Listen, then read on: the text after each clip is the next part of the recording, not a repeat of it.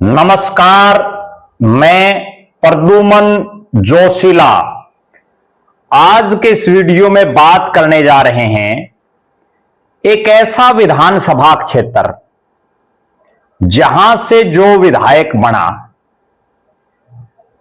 वो नेता प्रदेश की राजनीति में बहुत बड़ा नाम कभी नहीं बना पाया। इस विधानसभा क्षेत्र से चुनाव जीत करके मंत्री भी प्रदेश की सरकार में बने, सांसद भी बने, लेकिन प्रदेश सत्र का नेता आज तक के इतिहास में कोई भी नेता नहीं बन पाया। और एक और बड़ी गजब बात यहां की कि इस विधानसभा क्षेत्र से विधायक बनने के बाद जो भी मंत्री बना या उसके बाद सांसद बना, उसके बाद उसकी राजनीति पूरी तरह से हाशिए पर चली गई, यानी वो राजनीतिक रूप से बहुत ज्यादा तरक्की नहीं कर पाया। वीडियो में आगे विस्तार से हम आपको बताएंगे। उससे पहले आप सभी दर्शकों से यह अनुरोध है कि आप YouTube पर हमारे चैनल को सब्सक्राइब करें, बेल आइकन घंटी का बटन अवश्य दबाएं, YouTube पर हमारे चैनल को ज्वाइन अवश्य करें ताकि आपका हमें सहयोग मिलता रहे। वीडियो को ज्यादा से ज्यादा शेयर करें, अपने कमेंट्स अवश्य लिखें। हरियाणा और देश से संबंधित कोई भी बात, कोई भी मुद्दा आपके जहन में हो तो वो आप हम तक साझा कर सकते हैं। आज मैं जिस विधानसभा क्षेत्र की बात कर रहा हूं वो विधानसभा क्षेत्र लगातार एससी रिजर्व सीट है और इस विधानसभा क्षेत्र का जब मैं आपको पूरा निचोड़ बताऊंगा तो आपको समझ में आ जाएगी कि आखिर यहां कौन कौन मुख्य नेता विधायक बने। मैं बात कर रहा हूं फतेहाबाद जिले की सिरसा लोकसभा क्षेत्र की के अंतर्गत जो सीट आती है उस रतिया विधानसभा क्षेत्र की। रतिया विधानसभा क्षेत्र एससी रिजर्व सीट है। इस सीट पर कई ऐसे नेता हुए जो रिपीट भी हुए, यानी वो फिर से चुनाव जीते। कई बड़े बड़े पदों पर भी रहे। और इस विधानसभा सीट की एक और बड़ी खास बात है कि यहां कोई बहुत बड़ा नेता आ जाए तो उसको यहां के इलाके की जनता चुनाव जिताती नहीं, बुरी तरह से हरा देती है। यहां आम परिवारों के, आम घरों के नेता चुनाव जीतते हैं। और अगर कोई नेता थोड़ा सा भी बड़ा बन जाता है या बड़ा बनने की कोशिश करता है तो इस रतिया की जनता उनको धूल चटा देती है। अगर बात करूं मैं 1977 के चुनाव की तो यहां पीरचंद विधायक बने। 1982 में यहां नेकीराम विधायक बने। पीरचंद उसके बाद फिर से भी रिपीट हुए। ये जो नेकीराम हैं ये कुमारी शैलजा के जो पिताजी चौधरी दलबीर सिंह उनके भाई हैं। इनको बाद में राज्यसभा का सांसद भी बनाया गया, लेकिन विधायक बनने के बाद, राज्यसभा सांसद बनने के बाद उनकी और उनका जो परिवार है उसकी राजनीति पर फुल स्टॉप लग गया। वो प्रदेश में कोई बहुत बड़ा चेहरा नहीं बन पाए। इसी तरह से जिन पीरचंद का मैं जिक्र कर रहा हूं वो भले ही 2 बार इस विधानसभा क्षेत्र से विधायक रहे हों, लेकिन प्रदेश में कोई बहुत बड़ा नाम प्रदेश के नेताओं के तौर पर नहीं बना पाए। इसके बाद 1987 के चुनाव की हम बात करते हैं। आत्मा सिंह गिल यहां से विधायक बने, सरदार आत्मा सिंह गिल। ये वही आत्मा सिंह गिल हैं जो इसके बाद 2004 में इसी सिरसा लोकसभा सीट से, जिसमें रतिया भी आता है, कांग्रेस पार्टी की टिकट पर सांसद चुने गए। लेकिन मैंने जैसे पहले बताया आपको कि जो यहां थोड़ा सा भी ऊंचे पद पर चला जाता है, उसके बाद उसकी राजनीति का फुल स्टॉप लग जाता है। और एमपी तो आत्मा सिंह गिल बन गई, उसके बाद उनको अगले चुनाव में एमपी की टिकट तक नहीं मिली। उसके बाद वो कभी कोई चुनाव नहीं जीत पाए। उनकी राजनीति बिल्कुल हाशिए पर चली गई।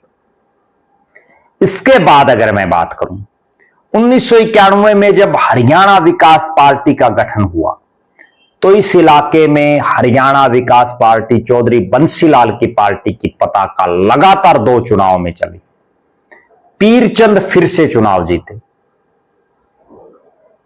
1996 में रामस्वरूप रामा यहां से विधायक बने और मंत्री भी बने। लेकिन रामस्वरूप रामा मंत्री बनने के बाद ना प्रदेश में कोई बहुत बड़ा चेहरा बन पाए और ना उसके बाद इस इलाके में कभी जीत पाए। बहुत चुनाव उन्होंने लड़े, फिर कभी उनका खाता नहीं खुल पाया। इसके बाद 2000 में यहां से सरदार जरनैल सिंह चुनाव जीते। सरदार जरनैल सिंह अभी फिलहाल भी यहां से विधायक हैं, तीसरी बार बने हैं। तीसरी जो मर्तबा थी, 2 बार तो वो आम चुनाव में जीते और एक बार वो यहां के विधायक, जिनका हम आगे जिक्र करेंगे, उनके निधन के बाद जब सीट खाली हुई तब उपचुनाव वो जीते। लेकिन जरनैल सिंह भले ही 3 बार के विधायक हों, लेकिन उनका कद भी प्रदेश में बहुत बड़ा कद नहीं हो पाया। वो इस रतिया तक ही सीमित रह सके। इसके बाद 2005 में यहां इंडियन नेशनल लोकदल के ज्ञानचंद ओड जीते। 2009 में फिर ज्ञानचंद ओड जीते, लेकिन उसके बाद उनका निधन हो गया और उनके निधन के बाद जब सीट खाली हुई, उनकी धर्मपत्नी सरफी बाई को यहां से टिकट दी, लेकिन वो चुनाव हार गई। 2 बार लगातार विधायक बनने के बावजूद ज्ञानचंद ओड का परिवार उसके बाद कभी कोई चुनाव नहीं जीता, राजनीतिक रूप से हाशिए पर चला गया। 2014 में पार्टी ने यहां से टिकट दिया प्रोफेसर रविंदर बलियाड़ा को। प्रोफेसर रविंदर बलियाड़ा इनेलो की टिकट पर चुनाव जीते। उसके बाद वो बीजेपी में आ गई और फिलहाल वो जो एससी कमीशन है उसके प्रदेश के चेयरमैन भी हैं, लेकिन बहुत बड़ा नाम नहीं कर पाए। 2019 में यहां से लक्ष्मण नापा जीते भारतीय जनता पार्टी की टिकट पर, लेकिन 2024 आते आते नापा साहब की भी टिकट कट गई। 2024 के चुनाव में यहां सरदार जरनैल सिंह तीसरी बार जीते। भले ही वो तीसरी बार के विधायक हों, लेकिन उसके बावजूद प्रदेश में कोई जाने पहचाने चेहरे के तौर पर सरदार जरनैल सिंह को नहीं जाना जाता।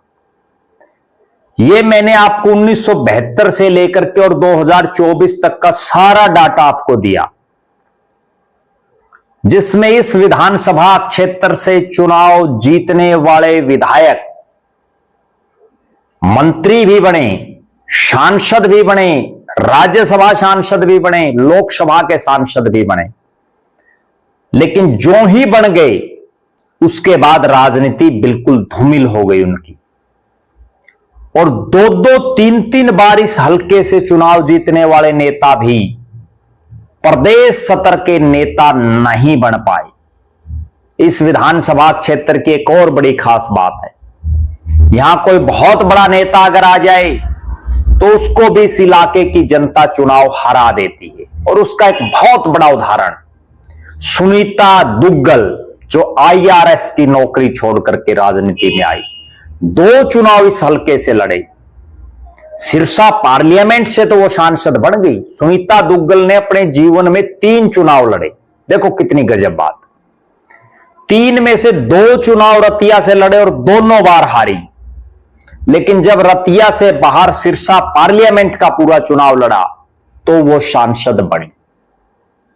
उनके अलावा भी इस इलाके में बहुत से नेता ऐसे हैं जिन्होंने यहां से चुनाव लड़े, लेकिन कभी अपना बहुत बड़ा नाम प्रदेश की राजनीति में नहीं कर पाए।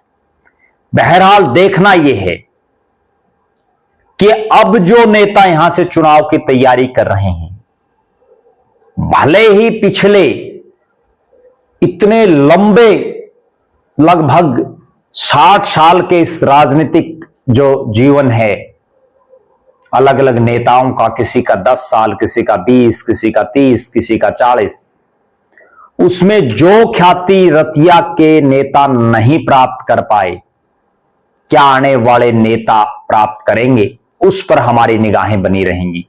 आप लगातार हमारे साथ बने रहें। हमारे फेसबुक पेज को लाइक और फॉलो करें, यूट्यूब पर चैनल को सब्सक्राइब करें, बेल आइकन घंटी का बटन अवश्य दबाएं, यूट्यूब पर हमारे चैनल को ज्वाइन अवश्य करें ताकि आपका हमें सहयोग मिलता रहे। वीडियो को ज्यादा से ज्यादा शेयर करें, अपने बहुमूल्य कमेंट्स अवश्य लिखें। बहुत बहुत धन्यवाद। आपका अपना प्रद्युमन जोशीला।